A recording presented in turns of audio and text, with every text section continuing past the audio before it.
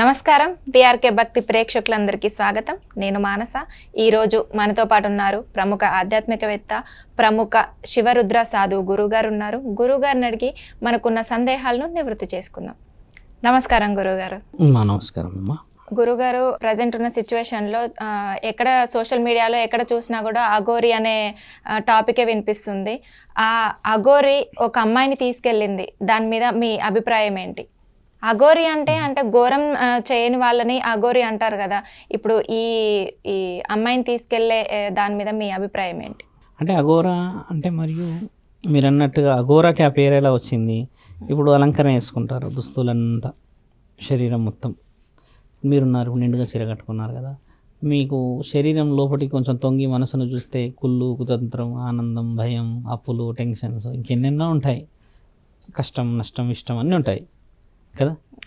దాన్ని కనబడకుండా మనం అలంకరించుకొని ఉద్యోగంకి బయలుదేరుతాం. నెలకి ఎంత జీతం వస్తుంది, కొన్ని కష్టాలు కట్టిస్తాయేమో, ఫైనాన్స్ అది అవుతుందని కదమ్మా. అఘోరాలకి ఇవన్నీ ఉండవు, లోపల బయట ఒకలాగా ఉంటారు. కాబట్టి వాళ్ళు మానవ శరీరాన్ని ఏమంటారంటే, ఇన్ని ఘోరాలని లోపల దాచి బయటికి కప్పి పెట్టుకుని ఉండడం వల్ల మీరు ఘోరం. ఇన్ని కష్టాలు, దుఃఖాలు, నష్టాలు అన్నింటినీ మేము వదిలి వచ్చేసి సమాజ శ్రేయస్సు కోరినందుకు మేము అఘోరం. వాళ్ళు లోపల బయట ఒకటే దుస్తు, అది నల్లది, లోపల కూడా ఏముండవు వాళ్ళకి. అందుకే వాళ్ళకి ఫీలింగ్స్ ఉండవు అని అంటాం, వింటాంగా మనం. కాబట్టి అంటే ఘోరం అఘోరం అన్న దానికి వ్యత్యాసాన్ని చూస్తే, ఈ మధ్య మీరు అమ్మాయిని తీసుకెళ్ళిందంటే ఆవిడ ఇష్టంగా తీసుకెళ్ళిందమ్మా, ఇష్టంగా వెళ్ళిపోయింది కదా. తల్లిదండ్రుల బాధ, మనందరికీ ఏం బాధ? ఒక మాట. ఇవి నేను ఘోరం అఘోరం అన్న వర్షతో మాట్లాడితే, ఈ వర్షిని అమ్మాయి ఎవరైతే ఉన్నారో ఆవిడ ఇష్టంగా వెళ్ళిన దాన్ని అడ్డుకోవడానికి మీరంతా ఎవరు? యూట్యూబ్ వాళ్ళు అందరూ మీరేమన్నా రిలేషన్సా? కాదు. మీరేమన్నా కొలీగ్సా? అంతకన్నా కాదు. మీరేమన్నా స్టూడెంట్సా? అసలే కాదు. ఎమోషన్సా? అసలే కాదు.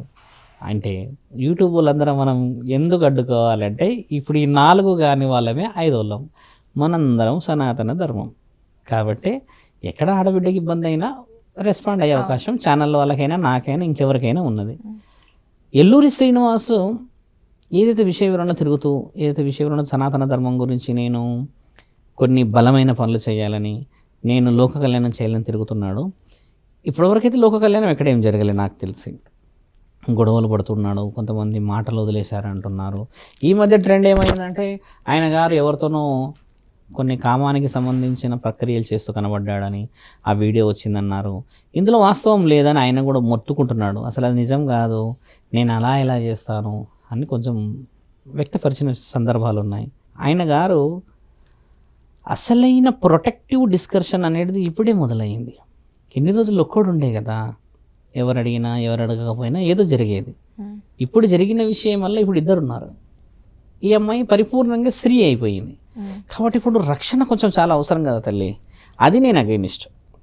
మళ్ళీ సనాతన ధర్మమైనా, ఏ ధర్మమైనా, పరధర్మమైనా, ఇతర ధర్మమైనా, ఏ దైవ ధర్మమైనా అమ్మ, తల్లిదండ్రుల అనుమతి లేనిది అయితే కుదరకపోవచ్చు. తల్లిదండ్రుల అనుమతి లేనిది నువ్వు ఏ విధంగా సాధన చేస్తావు? ఒక వర్షం. తల్లిదండ్రుల అనుమతి, శ్రీరాముడు లాంటి ఒక మహానీయుడికి దశరథ మహారాజు తీసుకొచ్చి ఆశ్రమంలో వదిలిపెట్టిపోయాడు. కారణం, భక్త ప్రహ్లాదుడి యొక్క తండ్రి హిరణ్యకశపుడు రాక్షసుడైనా కూడా ప్రహ్లాదుడికి శిక్షలు ఇవ్వమని ఆశ్రమంలో వదిలిపెట్టి వెళ్ళాడు. అంటే తల్లిదండ్రుల అనుమతి అవసరం. తల్లిదండ్రుల అనుమతి లేనిది ఈ అమ్మ వర్షిని ఈమె ఏ విధంగా గొప్ప పనులు సాధించగలదు? మొదట నేను ఒక విషయంలో బాధగా, ఒక విషయంలో గౌరవం కూడా కాదు, అలా అమ్మాయిని తీసుకుపోయిన శిక్ష ఎప్పుడు ఇవ్వలేవు. ఎప్పటికైనా నీకు ప్రొటెక్షన్ లేనట్టే, థ్రెటనింగ్ అది. మళ్ళీ వాళ్ళ అమ్మా నాన్నల దగ్గరికి తీసుకొచ్చి అప్పచెప్పేసి వాళ్ళందరి నిర్ణయాల ప్రకారంగా తీసుకొని పోయినా అని చెప్తే ఈరోజు ఎంతో గౌరవం ఉండేది. ఆ గౌరవం కోల్పోకుండా ఉండడం, ఆ గౌరవం లేకుండా తిరగడం ఎందుకు అంటున్నా తల్లి నేను. ఇప్పుడు నువ్వు సాధన చేసుకోనికి హక్కు ఉంది, నువ్వు ఏ పూజలైనా చేసుకోనికి హక్కు ఉంది, కానీ అమ్మా నాన్నలకి అన్నందుకు అడిగే హక్కు వాళ్ళకి ఉంటుంది కదా.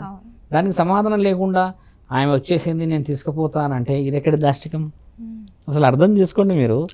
అమ్మా నాన్నలు రోదన పెడుతుంటే ఈయన శిక్షణ ఇవ్వగలుగుతాడా? ఈవిడ శిక్షణ తీసుకోగలుగుతుందా?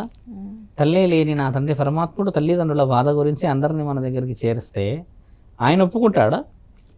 ఆయన ఒప్పుకోవాలి కదా, పరమేశ్వరుడు కూడా. తల్లిదండ్రులు ఒప్పుకోలేని విద్య ఎప్పటికీ రాదు. మళ్ళీ శ్రీనివాస్ వచ్చేసి అఘోర విషయ వివరణలో అఘోర తత్వం కోసం తిరుగుతున్నాడు, కానీ ఆయన అఘోర అని చెప్పి ఇంతవరకు అఫీషియల్ రిలీజింగ్ ఏం లేదు ఇన్ఫర్మేషన్ ఎక్కడ. కాబట్టి ఏంటంటే ఆయన కూడా త్వరలో తెలుసుకొని వాళ్ళ అమ్మా నాన్నలను ఒప్పిపించేసి ఇప్పుడు గుజరాత్ పోయిండు సోమనాథేశ్వరాలయం, త్రయంబకేశ్వర్ పోతున్నాడు. చాలా మంచిది, ఎందుకంటే నీకు ఏదో విధంగా దైవ ఆధీనమైన దైవ దర్శనాలు జరుగుతున్నాయి. అన్ని రోజులు ఒకలాగా ఉండకపోవచ్చు, కొంచెం ఆకతాయి లేదని ఇబ్బంది పెడితే. అమ్మాయి ఉంది, ఇన్ని రోజులు అంటే ఒక్కడు ఉన్నావు, నువ్వు తిరుగుతున్నావు, నిన్ను ఏమి అనకపోవచ్చు. కానీ ఈ రోజుల్లో చూడమ్మా, 100 రూపాయలకి మనుషుల్ని ఎంత ఇబ్బంది పెట్టేటోళ్ళు కూడా తిరుగుతున్నారు. మన దురదృష్టం ఏంటంటమ్మా, ఏ డ్రగ్ అయినా దొరుకుతుంది ఇప్పుడు. మనిషి ఏమేమి చేస్తున్నాడో తెలియదు పైశాచికత్వంగా. అలా ఆ అమ్మాయికి ప్రొటెక్షన్ ఇవ్వడం ఇండైరెక్ట్గా మీడియా చేస్తుంది. మీడియా సోదరులకి కృతజ్ఞతలు, ఎప్పటికీ వాళ్ళందరికీ థ్యాంక్స్ చెప్తాను. ఎందుకంటే ఎల్లూరి శ్రీనివాస్ ఎక్కడున్నా కూడా ఏదో ఒక వీడియో మనల్ని రికార్డ్ చేస్తారు, అంటే సమ్వేర్ ఆయన ఏదో విధంగా ప్రొటెక్షన్లో ఉన్నాడని అర్థం. కాబట్టి ఛానల్ వాళ్ళు కూడా కొంచెం వదలకండి, కొద్ది రోజులు ప్రొటెక్షన్ చాలా అవసరం. ఆ అమ్మాయి ఇద్దరు కలిసి ఇంటికి వచ్చి వాళ్ళందరితో మాట్లాడుకునేంతవరకు మనం ప్రొటెక్షన్గా ఉండాలమ్మా. చాలామంది ఆకతాయిలకు కూడా భయం వస్తుంది, అరే వీళ్ళు ఛానల్లో కనబడుతున్నారు, న్యూస్లలో వస్తున్నారు అని చెప్పేసరికి చుట్టుపక్కల ఉన్న వాళ్ళు కూడా కొంచెం భయంలో ఉండవచ్చు. అదే మీరు అన్నట్టు ఇన్సెక్యూర్గా వీళ్ళు వెళ్ళారనుకోండి, నైట్ ఎక్కడైనా వాహనం ఆపుతారు, నిద్రపోతారు, జర్నీ లాంగ్ పోతారు, ముందుకు వస్తారు, దగ్గరకు వస్తారు. ఇలాంటి విషయాలలో ఏమవుతుందంటమ్మా, అవతల వ్యక్తి మనల్ని కనిపెట్టే అవకాశం ఉంటుంది. మంచి మంచి వాళ్ళకే ప్రొటెక్షన్ లేదు తల్లి ఈ రోజుల్లో. శ్రీనివాస్ ఇంకా ప్రొటెక్టివ్గా రావాలి. సనాతన ధర్మం గురించి పోరాడుతున్నప్పుడు ఒక స్థావరం ఏర్పరచుకొని ముందుకు పోవడం కూడా ధర్మ ప్రయత్నమే. కాబట్టి ఒక సాధువులాగా ప్రతి విషయం వచ్చేసి శ్రీనివాస్ గురించి మాట్లాడడం, అఘోరా గురించి మాట్లాడడం, తర్వాత ధర్మమే గెలవాలని మాట్లాడడం కూడా మాకు ఇష్టమే. కానీ అవతల వ్యక్తి మారనంత వరకు ఈ ఇష్టం అనిపించుకోదు. ఇది ఒక సంవత్సరం అయింది. మొదట దుస్తుల గురించి గొడవపడ్డా, దుస్తులు వేసేసుకున్నారు. తర్వాత ఆ సౌందర్య నాగభవిత వాళ్ళ గురించి గొడవలు పడ్డా, వాళ్ళది జరిగిపోయింది. ఆ తర్వాత మధ్యలో ఇంకొక వ్యక్తి వచ్చిండ్రు, ఆవిడ ఏదేదో చెప్పింది, ఆవిడ గురించి మాట్లాడడం, అది పక్కకు జరిగాం. ఆ తర్వాత ఇంకొక ఇష్యూ వచ్చింది, ఆ ఇష్యూ గురించి వెళ్ళాం. ఇట్లా 4-5 ఇష్యూస్ జరుగుతున్నాయి కదా. ఈయన గారి ఇష్యూ ముగిస్తే ఒక దగ్గర ఉంటే మనకి అందరికీ మంచిగా, ఈ అమ్మాయి కూడా సెక్యూర్ అయిపోతుంది కదా. ఇప్పుడు ఈ అమ్మాయి సెక్యూర్ కావడం ముఖ్యమైనది ఒక విషయం అయితే అమ్మా, కొన్ని నిర్ణయాలు సనాతన ధర్మంలో పాటించాలి. ఇప్పుడు పాటించకపోవడం వల్ల ఏమవుతుంది, చూసే వాళ్ళందరూ ఎవరు మమ్మల్ని పట్టించుకోవట్లేరు, ఎవరు ఏది చేసినా వదిలేస్తున్నారు, ఎవడైనా ఏదైనా చేసుకోవచ్చు ఈడ అనేది వచ్చేస్తుంది. ఇప్పుడు ప్రభుత్వ రంగాలు కూడా ఎంతమానం చెప్తాయమ్మా. ఇప్పుడు ఆ అమ్మాయి అంతలో అమ్మాయికి ఇష్టం ఉన్నదన్నాక నువ్వెవరు నేను ఎవరైతాం. కానీ శ్రీనివాస్ విషయంలో ఆ అమ్మాయి ఇష్టానికి విలువ లేదు. ఎందుకంటే అమ్మాయి పెళ్లి చేసుకోవడానికి వెళ్ళలేదు అక్కడికి, అమ్మాయి అబ్బాయితో జీవితం గడపడానికి వెళ్ళలేదు, ధర్మం కోసం వెళ్ళింది. కాబట్టి ఆ ధర్మంలో మనం ప్రశ్నించే హక్కు ఉంది మనకి. వాళ్ళ అమ్మా నాన్నలు కూడా 18 సంవత్సరాల అనేది ప్రేమ కోసం చెప్పారు, మన వాళ్ళు సొంత నిర్ణయాల కోసం కూడా చెప్పారు. కానీ ఇలా పొంతన లేని నిర్ణయాలకు చెప్పలేరు కదమ్మా. కాబట్టి వాళ్ళ అమ్మా నాన్నల దగ్గర వాళ్ళు తొందరగా చేరాలి. శ్రీనివాస్ కూడా వాళ్ళందరి దగ్గర తీసుకెళ్ళి న్యాయబద్ధంగా వాళ్ళకి అప్పచెప్పాలి. వాళ్ళందరి సమక్షంలో ఒప్పుకుంటే నువ్వు అదే ప్రెస్ మీట్ పెట్టుకొని ఇష్టపూర్వకంగా వచ్చామని చెప్పి అవునండి మేము పంపించామండి అని వాళ్ళు కూడా చెప్తే అమ్మా నీకు నాకు పంచాయతీ ఉండదు. ఇప్పుడు వచ్చిన వర్షన్ ఏమో వాళ్ళేమో మోసం చేశాడు, వశీకరణ చేశారని వాళ్ళు మొత్తుకుంటారు, ఈయననేమో నా ఇష్టంగా వచ్చిందని ఈవిడంటది, ఈయన అంటారు ఎవరు వచ్చినా శిక్షలు ఇస్తా అని ఈయన అంటారు. అంటే ఇవి ఎలా అయిపోయాయి చూడు. అలాంటి దాంట్లో శివుడు ఉంటాడా? దైవం ఉండదు కదమ్మా. కాబట్టి శ్రీనివాస్ తొందరలో అన్ని విషయాలు తీసుకుంటాడు. నాతో కూడా మాట్లాడాడు, సందర్భం వస్తే స్వామి కలుస్తా నేను మిమ్మల్ని కూడా అని అన్నాడు. అన్ని జ్యోతిర్లింగాలు దర్శనం చేసుకొని వస్తా అన్నాడు. కలిసిన తర్వాత నేను కూడా మొట్టమొదట చెప్పే విషయం కూడా ఏంటంటే వాళ్ళ అమ్మా నాన్నల దగ్గరికి వాళ్ళని చేర్చి తర్వాత ధర్మ నిర్ణయాలకు వెళ్దాం. సాధన చేయడం అంటే చాలా చిన్న విషయం కాదు కదమ్మా. కాబట్టి ఛానల్లో ముందు కూడా కొందరు వదలకండి, మంచి జరగాలి అమ్మాయికి. శ్రీనివాస్ కూడా ప్రొటెక్టివ్ అయి రావాలి. ఇప్పుడు చూస్తూ గొడవ కావాలి అని అనుకోలేము మనం.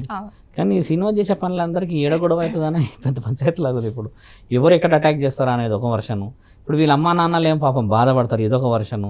చూసే వాళ్ళందరూ కింద కామెంట్లన్నీ ఏమొస్తాయి, అసలు ఆ కామెంట్లు చదవాలంటే భయం అమ్మా. అసలు ఏం ఆ కామెంట్లు రాసే వాళ్ళు కూడా వెరీ వల్గర్ లాంగ్వేజ్, అది సూపర్గా వదిలేస్తారు. ఎట్లా ఏడున్నావు అన్నీ ఆ మాటలు వదిలేటట్టే మనం సాధువులం కాబట్టి కొంచెం డీప్గా పోతాయి. ఇప్పుడు యూట్యూబ్ అనే తెలుగు వర్డ్నే మనం చెప్తే ఇది ఆథరైజేషన్ లేని విషయం అవుతుంది. యూట్యూబ్ అంటే తెలుగులో నువ్వు గొట్టం అంతే కదా. ఇప్పుడు మన దగ్గర జరిగే పనులన్నీ ఎలా ఉన్నాయంటమ్మా, తెలుగులో సంబోధించుకొని ఒకళ్ళు తిట్టుకోవాలి. యూట్యూబ్ అంటే అఫీషియల్గా ఉంది, తెలుగులోకి వచ్చేవరకు నువ్వు గొట్టమన్నట్టు ఉంది. ఇప్పుడు ఎన్నెన్ని చూస్తున్నాం ఆ ఛానళ్ళల్లో చూడండి. యూట్యూబ్ని మంచిగా వాడండి అని చెప్పి యూట్యూబ్ ఎవరో ఫౌండర్ కనిపెడితే దాన్ని నువ్వు గొట్టమన్నకు అడిగి చేశారు మన వాళ్ళు, అవునా కదా. కాబట్టి యూట్యూబ్ ఛానల్ని సోషలైజేషన్కే వాడాలి, సివిలైజేషన్కి వాడాలి, ఈ డివైన్ పవర్స్కి వాడాలి. ప్రతి వీడియో ఉంటుంది అందులో. ఇప్పుడు కుక్ చేయండి మీరు, how to cook onion biryani అనండి, ఆనియన్ బిర్యానీ రాకపోతే అడగండి అందులో మీరు. ఆనియన్ బిర్యానీ ఉన్నది అసలు ఎక్కడన్నా లేదు, కానీ యూట్యూబ్లో ఉంటుంది అది. ఇది వచ్చిన మన దగ్గర అంత తెలివి ఉంది మన దగ్గర. ధర్మరక్షణ అమ్మ. ఓకే గురుగారు, ధన్యవాదాలు. నమస్కారం.